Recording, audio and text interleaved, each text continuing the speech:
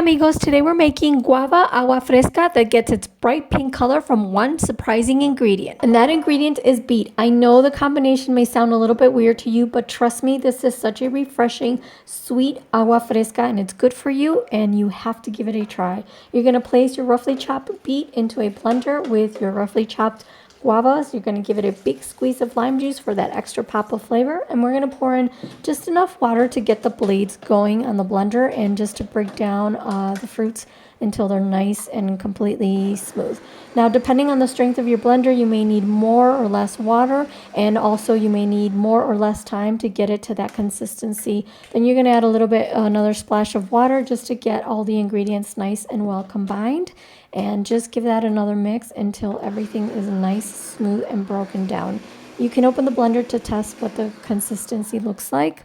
You're going to place a fine sieve over a large pitcher or a large bowl and just pour the agua fresca into it and use a spoon to help it mix it along, just to strain it. Then you're going to end up with just the hard guava seeds and extra pulp, and you're going to discard that.